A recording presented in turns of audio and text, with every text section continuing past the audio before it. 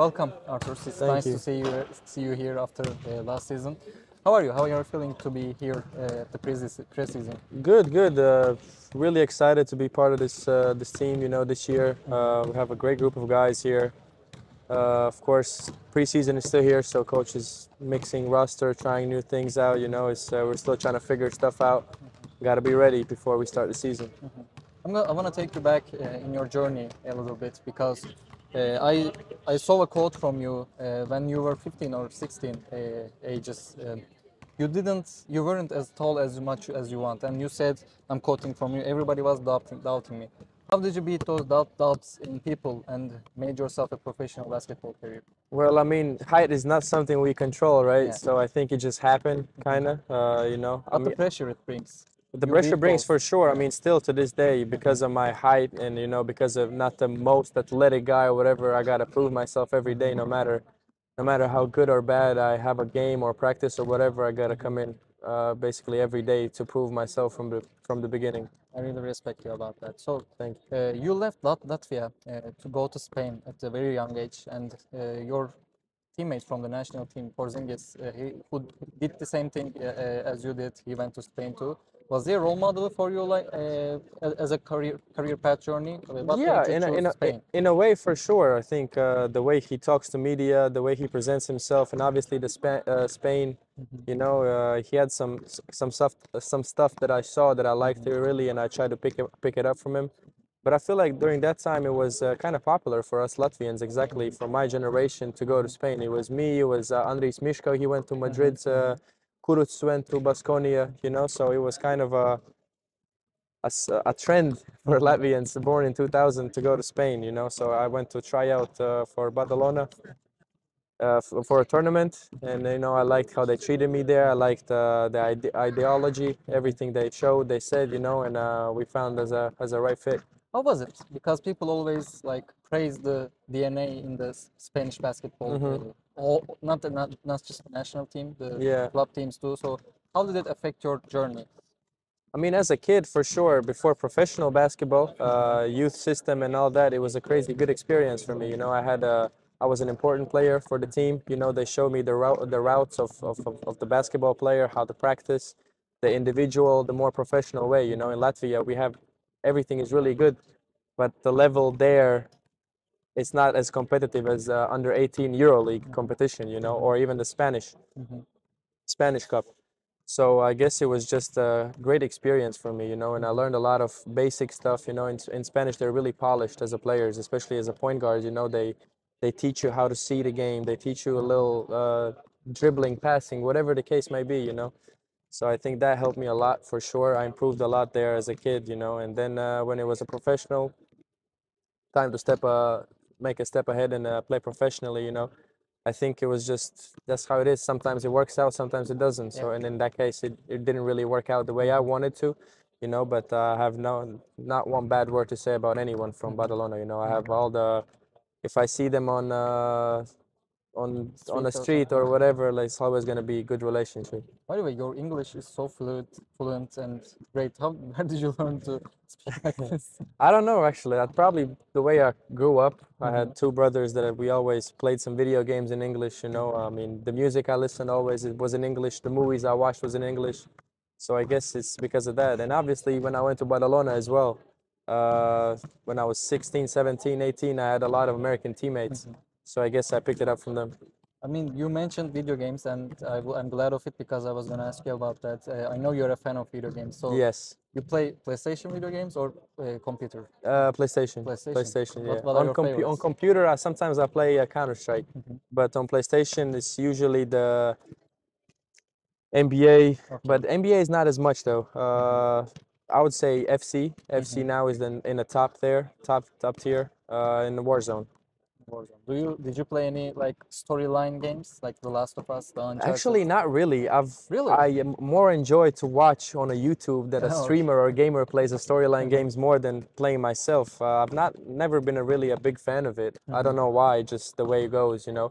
But I've tried some Assassin's Creeds. I've played some games, but I just never seem to finish them. I really suggest you to play those games because when you play as the character, like Yeah. the game immerses, you feel like the character. So Yeah.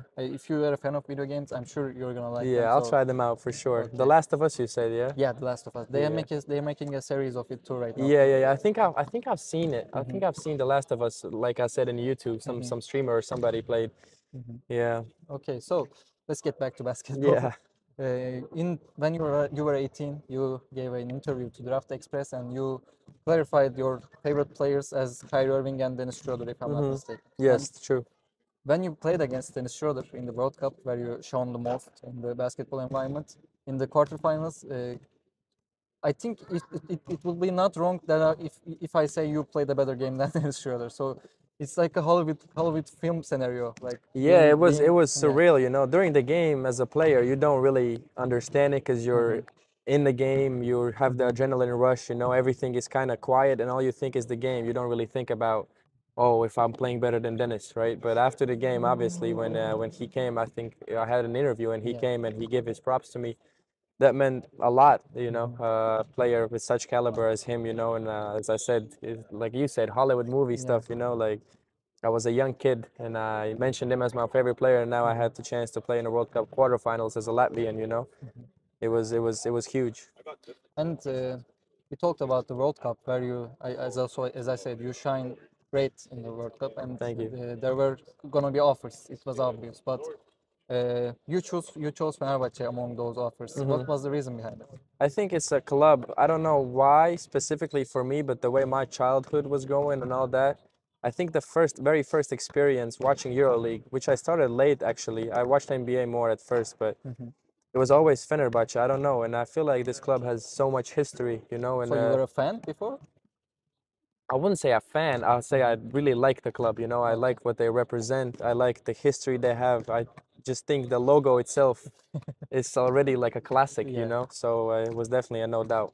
Okay, so you came here and devastating injury happened because you are at the highest peak of your career. Then serious injury happens, and we know that a lot of players, a lot of NBA superstars like Klay Thompson and Kevin Durant had some serious injuries, devastating injuries, and they always talked about how difficult it is to not physically but mentally staying afloat and being able to come back and perform at the highest level again.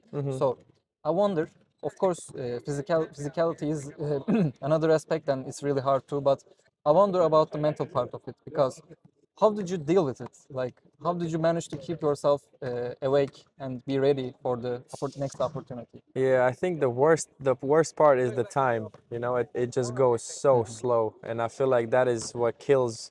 If you can mentally get broken down in some way, there's gonna be time. Because at first you're like, okay, you're positive, the surgery is successful, everything is good, you have a plan. But then when you start the plan after a month or 2 months, when you do the same stuff over and over again and you don't really feel the progress, I feel like that's when you get really frustrated, you know? So I think it's important to have good people around you. And especially here in Fener, I had a lot of people around me that gave me advice, that cheered me up when I needed it, you know? And obviously family and best friends were there for me as well. But I've always considered myself mentally pretty strong, especially after those 5 years in Spain. I think I was struggling a little bit mentally in a way that I was frustrated, you know.